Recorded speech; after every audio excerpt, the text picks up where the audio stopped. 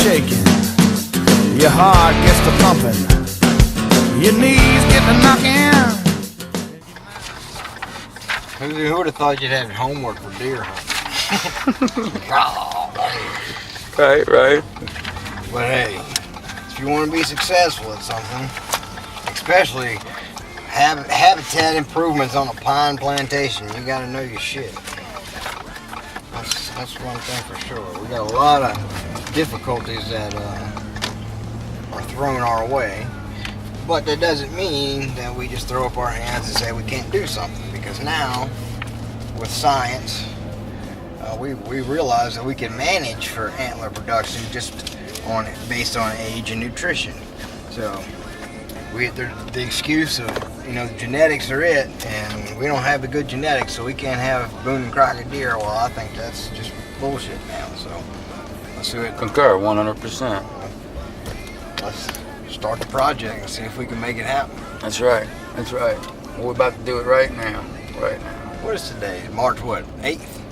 I think March 8th, yep. 2019. March 8th, 2019. First weekend. We're going to show everybody how to kill mature bucks in Piney Woods. Piney Wood whitetails.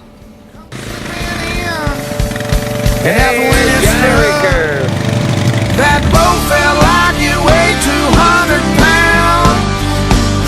I was shaking like a leaf, but I laid the smack down. Buck fever, gonna get you, boy. Buck fever, have you praying to the Lord. That rat, that grunt, that stare, that stomp will make you a believer. In buck fever, buck fever.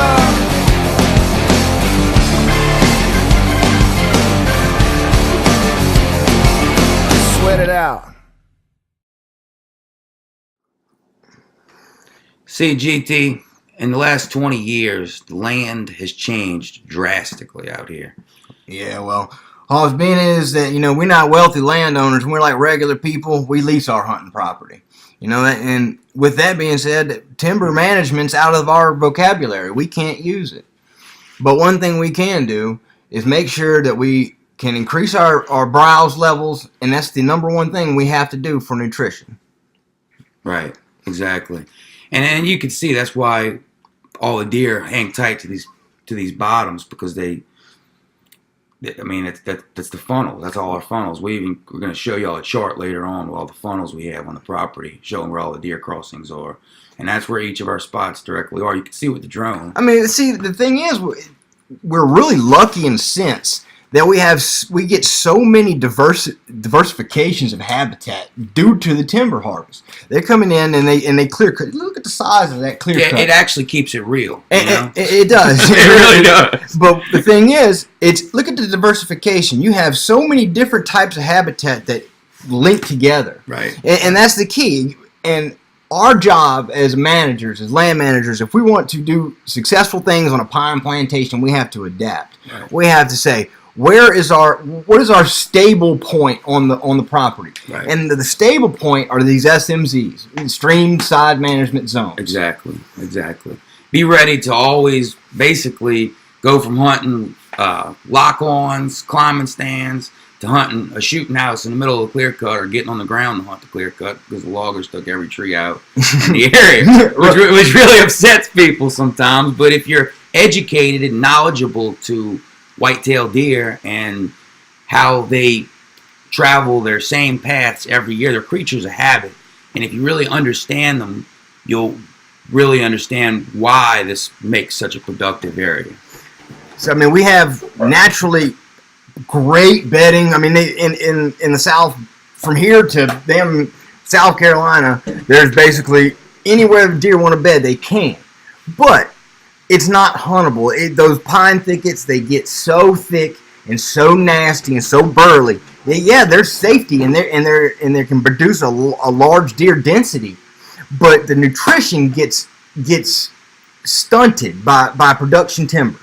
That's where it is, and that's where we come in. It's our job to keep those oak bottoms just like an oak bottomland savanna, like an oak bottomland savanna.